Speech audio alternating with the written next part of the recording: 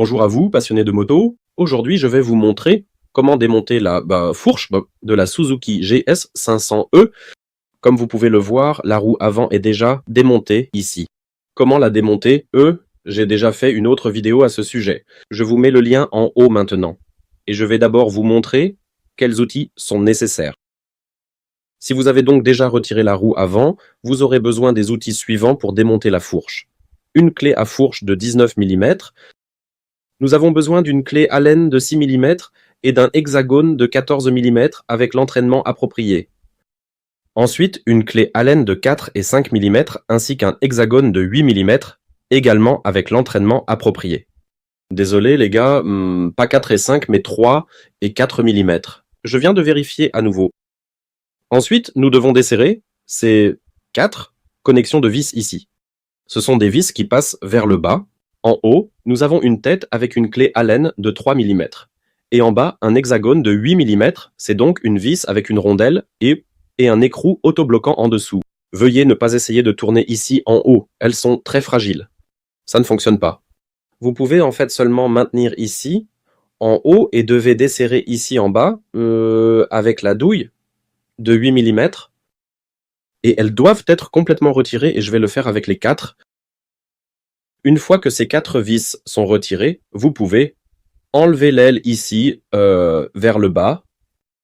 Ensuite, ce sont les 4 vis du stabilisateur de fourche qui viennent. Elles sont aussi généralement très très fragiles et la tête est souvent déjà très usée.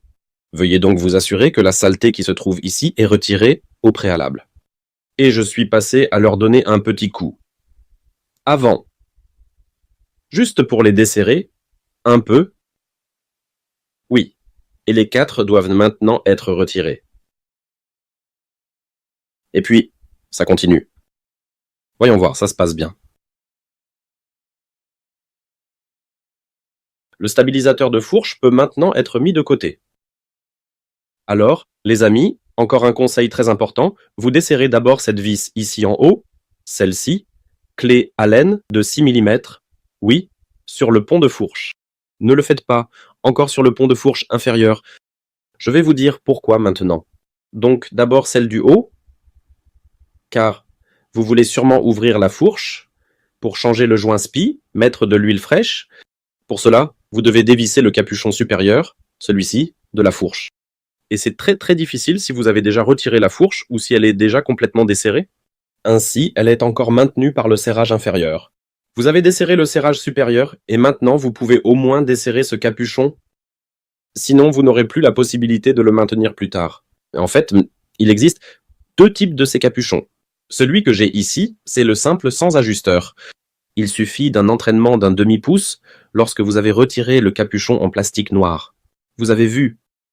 Et si c'est le capuchon avec l'ajusteur, un petit embout dépasse. Là, vous avez un hexagone et veuillez utiliser la clé hexagonale appropriée.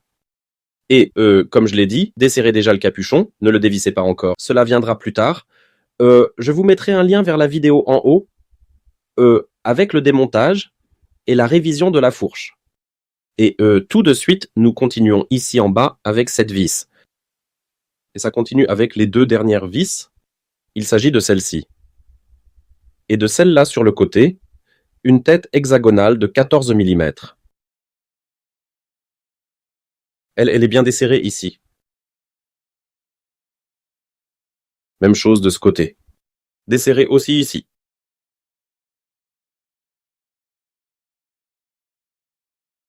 Et maintenant, vous pouvez bien saisir les fourreaux de la fourche ici, les tourner, et en les tournant, les tirer vers le bas. Le support de la lampe reste en place. Je pense que vous voyez bien, n'est-ce pas? Faites attention à ne pas coincer.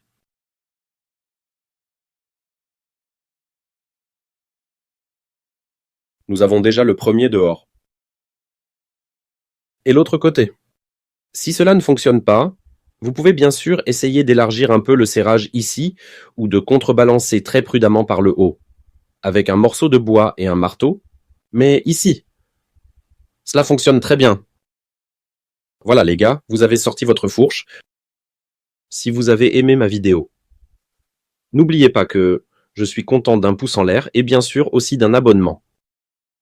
Et je vous souhaite beaucoup de plaisir avec le projet et à la prochaine vidéo. Au revoir.